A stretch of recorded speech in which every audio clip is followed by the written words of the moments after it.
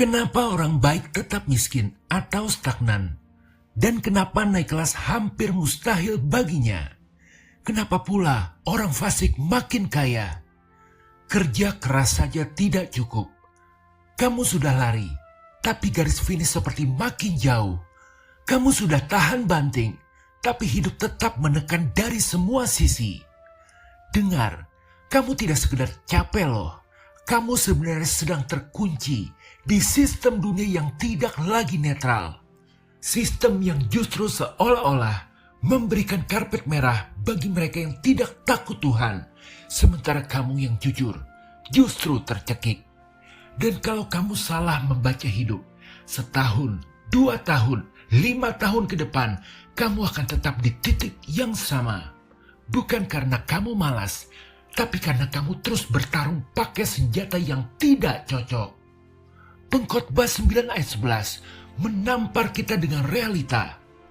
Kemenangan perlombaan bukan untuk yang cepat, dan keunggulan perjuangan bukan untuk yang kuat. Juga roti bukan untuk yang berhikmat. Kekayaan bukan untuk yang cerdas, dan karunia bukan untuk yang cerdik cendekia. Karena hasil akhirnya ada di tangan nasib. Pertanyaannya sekarang, apakah kamu masih mau terus memaksa diri untuk percaya bahwa kalau rajin pasti kaya, kalau kita hebat pasti menang? Atau kamu mau belajar cara menang dengan intervensi Tuhan? Hari ini kamu akan tahu cara membaca kenapa hidup bisa macet meski kamu merasa tidak melakukan kesalahan besar. Cara memahami kehendak Tuhan, bahwa Dia sering memindahkan posisi, bukan memperbaiki hal yang sudah rusak.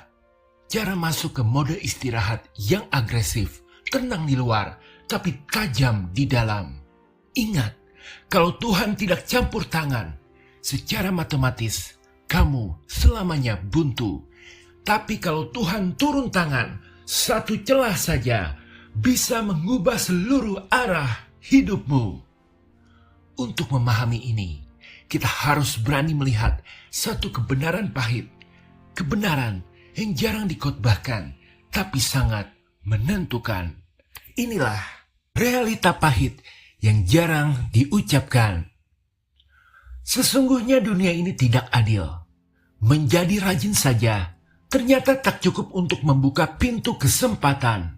Dunia adalah arena dengan garis start yang berbeda-beda. Bagi mereka yang lahir di atas, kegagalan adalah pelajaran. Bagi kita yang di bawah, kegagalan adalah vonis tamat riwayat. Lihatlah realitanya. Harga rumah hari ini melesat melampaui mimpi, sementara angka di slip gaji merangkak seperti siput. Mau bikin usaha, kamu butuh modal yang bahkan untuk menabungnya saja butuh waktu 10 tahun.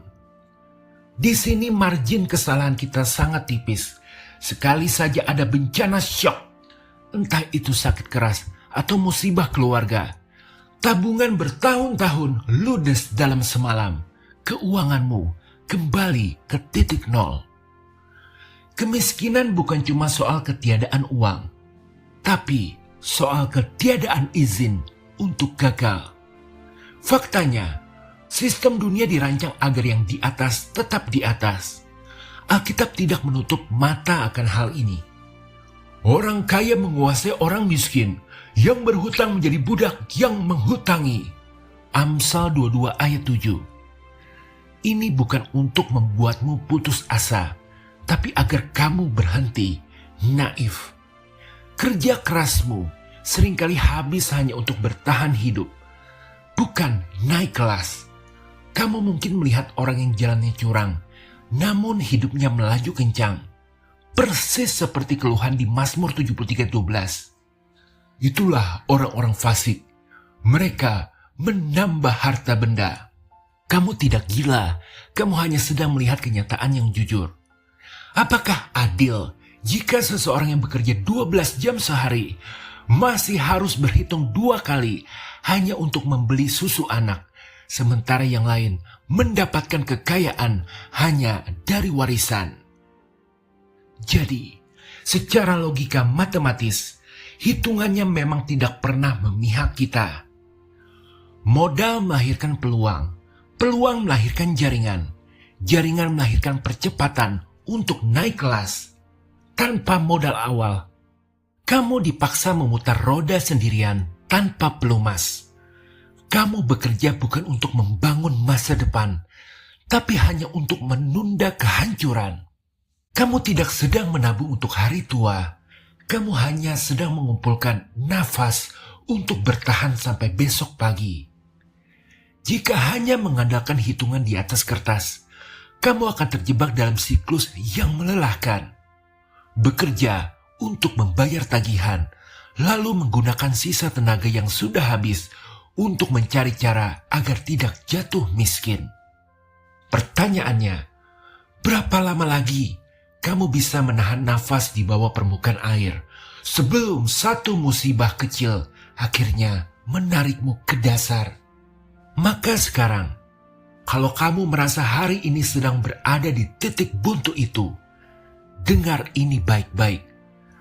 Ketika sistem dunia tidak lagi menyisakan ruang untukmu menang, jangan memaksakan diri bertarung di dalam sistem yang sama. Berhenti memandang dirimu sebagai korban dari sistem yang kejam ini.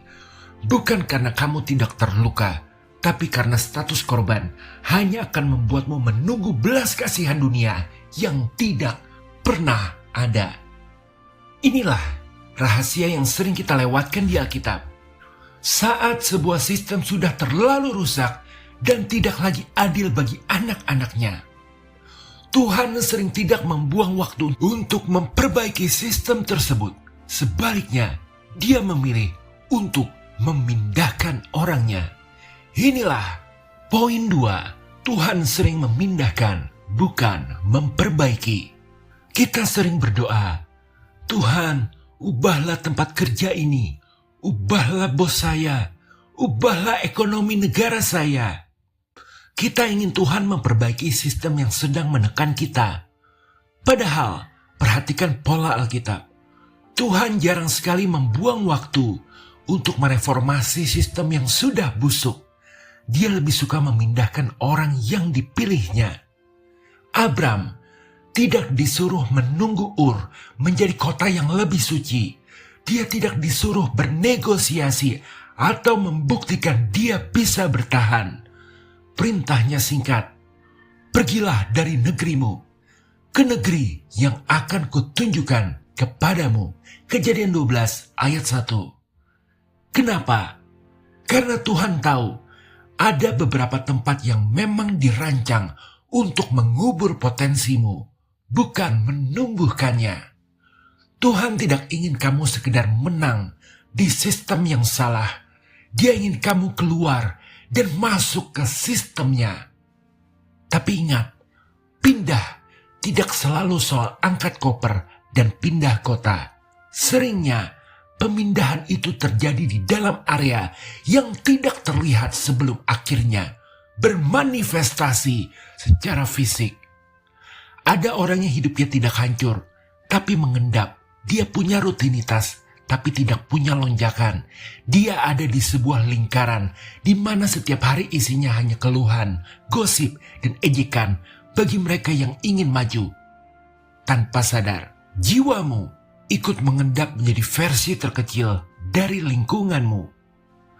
Pemindahan ilahi dimulai saat kamu berani memindahkan ketaatanmu.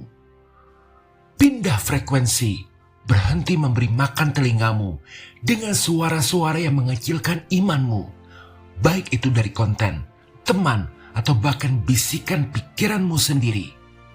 Pindah lokasi rohani. Jika lingkunganmu saat ini membuatmu merasa berdosa hanya karena ingin sukses, kamu berada di lokasi yang salah. Mulailah berpindah ke lingkaran orang-orang yang melihat masa depan, bukan hanya meratapi masa lalu. Pindah ketaatan. Sering Tuhan menekan hatimu untuk membereskan satu hal. Mungkin utang kecil yang terlupakan, relasi yang beracun, atau ketidakjujuran tersembunyi. Jangan tunda. Langkah kecil ketaatan ini adalah tiket perpindahanmu. ke level selanjutnya. Ingat, kisah Abram menunjukkan bahwa perpindahan seringkali terlihat seperti kehilangan kenyamanan di awal. Padahal itu adalah awal dari perjanjian besar. Namun, banyak dari kita sudah mencoba pindah, tapi tetap merasa mentok. Kenapa? Karena banyak orang yang mencoba pindah ke kelas yang baru, tapi masih membawa mentalitas lama. Poin 3. Stuck adalah tanda alatmu kadaluarsa. Tipuan yang paling melelahkan adalah pikiran bahwa kalau aku memaksa lebih keras lagi, hasilnya pasti akan beda. Padahal seringnya yang kamu butuhkan bukan tenaga ekstra, melainkan cara yang baru. Tuhan berkata dalam Yesaya 43:19, "Lihat, aku hendak membuat sesuatu yang baru. Aku hendak membuat jalan di padang gurun." Jika Tuhan menjanjikan sesuatu yang baru, itu artinya cara-cara lama memang ada masa kadaluarsanya. Masuk akal bukan? Jika cara lama kita memang cukup, kenapa hasilnya selalu mentok di angka yang sama? Mari kita jujur pada realita. Banyak dari kita tidak boros. Kita hanya sedang hidup di zaman yang berbeda dengan orang tua kita dulu. Saat ini, uang seperti punya bocor alus, menguap untuk sekolah anak, kesehatan, dan biaya hidup yang melesat. Sementara pendapatan kita merangkak pelan. Di tengah malam, saat semua tidur, mungkin kamu sering menatap layar ponsel, melihat syarat-syarat lowongan kerja atau peluang bisnis, lalu menutupnya dengan helaan nafas berat. Bukan karena kamu malas, tapi karena segalanya terasa mustahil. Kamu seperti sedang naik tangga yang anak tangganya terus ditarik ke atas. Lalu, apa langkah kemajuan di tengah kebuntuan ini? Alkitab berkata, Tuhan membuat jalan bahkan di tempat kering. Artinya, jalan itu sering tidak terlihat oleh mata yang sedang panik. Siapkan wadah. Mulailah mempelajari satu keahlian baru yang relevan dengan zaman ini. Bukan 10, tapi 1 yang tajam. Bangun portofolio setia. Mulailah karya kecil atau persiapan yang bisa menjadi wadah saat hujan berkat itu turun. Jangan panik. Jangan iri melihat kecepatan orang lain. Tetaplah siaga, sebab cara baru pun tetap punya batas. Jika kamu memikul semuanya sendirian, ada titik di mana matematika manusia mentok, dan disitulah kita butuh intervensinya. Poin 4. Naik kelas adalah aksi Tuhan, bukan akumulasi manusia. Ada satu tipuan musuh yang paling menguras energi. Pikiran bahwa semua tergantung pada kekuatanku. Jika ini yang kamu percaya, kamu akan hidup dalam rasa bersalah yang abadi. Setiap kegagalan akan kamu anggap sebagai cacat dirimu. Padahal bisa jadi, itu hanyalah soal waktu Tuhan. Mazmur 121 memberikan garis keras. Jikalau bukan Tuhan yang membangun rumah, sia-sia usaha manusia yang membangunnya. Ini bukan alasan untuk menjadi malas. Ini adalah komando untuk berhenti merasa bahwa kamu adalah juru selamat bagi hidupmu sendiri. Pernahkah kamu merasa sudah hidup benar, sudah jujur, sudah hemat, tapi dinding tak terlihat itu tetap ada? Di momen itu, manusia biasanya menjadi sinis atau malah pura-pura kuat. Dengar ini, Tuhan tidak buta. Dia tidak sedang menertawakan perjuanganmu. Peganglah 2 ayat ini seperti pisau di medan perang. Allah adalah hakim. Direndahkannya yang satu dan ditinggikannya yang lain. Mazmur 75 ayat 7. Berkat Tuhanlah yang menjadikan kaya, susah payah tidak akan menambahnya. Amsal 10 ayat 22. Artinya, naik kelas bukan soal seberapa keras kamu menyikut orang lain. Tuhanlah yang mengatur waktu, menata orang-orang yang akan menolongmu, dan membuka celah yang bahkan tidak ada di peta manusia. Jika Tuhan yang memegang otoritas untuk meninggikan, maka kamu tidak perlu lagi mengukur nilai hidupmu dari kecepatan orang lain. Lalu, jika naik kelas adalah aksi Tuhan, apa yang harus kita lakukan malam ini sambil menunggu celah itu terbuka? Kita akan masuk ke bagian akhir, mode istirahat yang agresif. Poin 5, apa yang harus dilakukan sekarang? Banyak orang salah paham. Mereka pikir, kalau aku sedang menunggu Tuhan, berarti aku harus diam dan tidak berbuat apa-apa. Tidak, dalam peperangan, menunggu itu bukan tidur, menunggu itu berjaga. Nabi Habakuk memberikan rahasianya. Sebab penglihatan itu masih menanti saatnya. Apabila berlambat-lambat, nantikanlah itu. Sebab itu sungguh-sungguh akan datang dan tidak akan bertangguh. Habakuk 2 ayat 3. Ada janji yang butuh ketepatan waktu. Bukan sekedar kerja keras. Tapi pertanyaannya, apakah kamu mau menunggu sambil hancur karena cemas? Atau menunggu sambil mempersiapkan diri? Pernahkah kamu melihat seseorang kelihatannya tenang, tapi sebenarnya dia sedang membangun sesuatu dalam diam? Dia tidak banyak bicara, tidak sibuk mencari validasi di media sosial.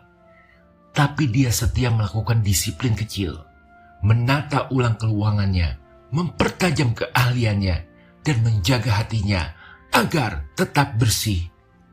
Dunia mungkin mengira dia sedang mandek, padahal dia hanya sedang diparkir oleh Tuhan sebelum sebuah lonjakan besar. Inilah cara beristirahat bagi orang yang berjaga-jaga. Catat ini baik-baik. Berhenti panik, karena panik hanya akan melahirkan keputusan-keputusan pendek yang merugikanmu. Berhenti iri, karena iri hati akan membuatmu mengejar sasaran yang bukan milikmu. Berhenti menyalahkan diri. Evaluasi itu perlu, tapi menghujat diri sendiri hanya akan melumpuhkan langkahmu. Gantinya, lakukan gerakan kecil yang konsisten. Satu tindakan nyata setiap hari, satu keahlian baru setiap minggu, dan satu evaluasi jujur setiap bulan. Sambil melakukan itu, biarkan Habakuk 2 ayat 3 menjadi jangkarmu. Janji itu, janji Tuhan, tidak akan terlambat satu detik pun. Namun sebelum kita masuk ke dalam doa, ada satu peringatan penting. Waspadalah terhadap kepahitan. Periksa hatimu sekarang. Kepahitan itu seperti karat. Dia tidak langsung mematahkan pedangmu, tapi dia membuatnya tumpul secara perlahan. Jangan beri ruang untuk mengasihani diri sendiri. Kamu boleh menangis karena beratnya beban, tapi jangan biarkan dirimu tinggal di lantai keputusasaan. Sekarang, kita sampai pada momen yang paling krusial. Setelah kamu memahami petanya dan memegang senjatanya, saatnya kita memohon intervensi dari pemilik hidup. Jika memungkinkan, berhentilah sejenak dari aktivitasmu, letakkan tanganmu di dada atau di atas kepalamu, tutup matamu, dan izinkan rohmu menangkap frekuensi surga. Saya akan mengucapkan satu kalimat deklarasi iman, dan saya minta kamu mengulanginya dengan suara yang bisa kamu dengar sendiri. Mari kita berdoa, aktifkan kuasa Tuhan atas kebuntuan kita. Dalam nama Yesus, aku berhenti menyebut diriku korban. Aku mengakui medanku berat. Tapi aku tidak menyerah. Aku menolak rasa malu yang menempel di pikiranku.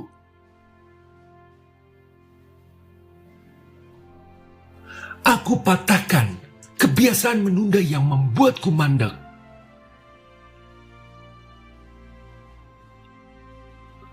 Aku runtuhkan benteng aku tidak mungkin naik kelas.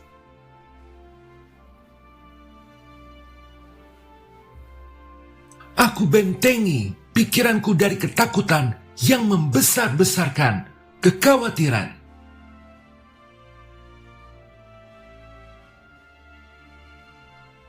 Aku tolak iri hati yang mencuri fokusku. Aku tolak perbandingan yang membuatku kecil.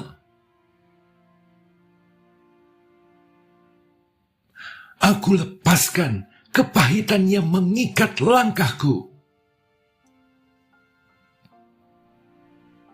Aku ampuni supaya aku tidak membawa racun ke musim berikutnya. Tuhan, tunjukkan pergeseran posisi yang harus kuambil.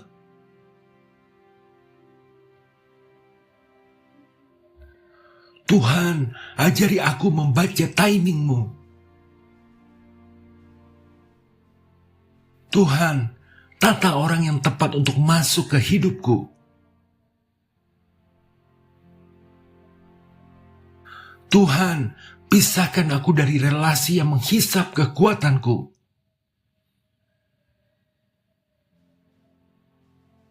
Tuhan, buka pintu yang tidak bisa dibuka oleh tenagaku.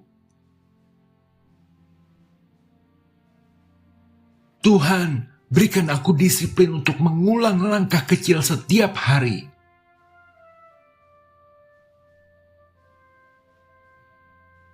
Tuhan, berikan aku keberanian untuk taat meski belum paham semuanya.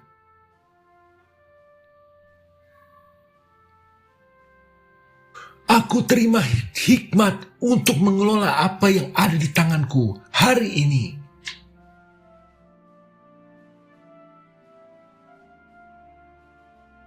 Aku terima damai yang tegas, bukan damai yang pasif. Aku tidak telat, aku sedang diparkir untuk dipersiapkan.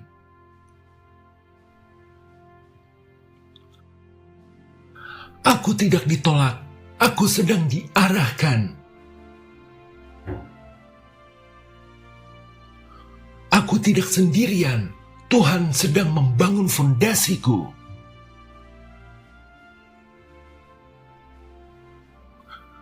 Aku tidak akan hancur oleh proses panjang. Aku akan keluar dari musim ini dengan karakter yang lebih kuat.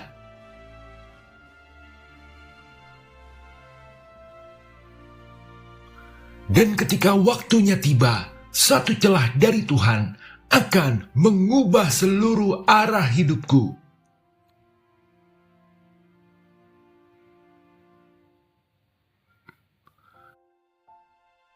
Aku berdiri. Aku bangkit. Aku bertahan. Aku maju. Aku menang. Sebab Habakuk berkata penglihatan itu menanti saatnya.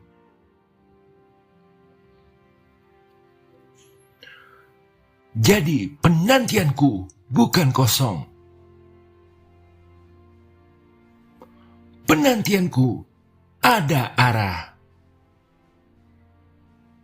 Dalam nama Tuhan Yesus. Amin.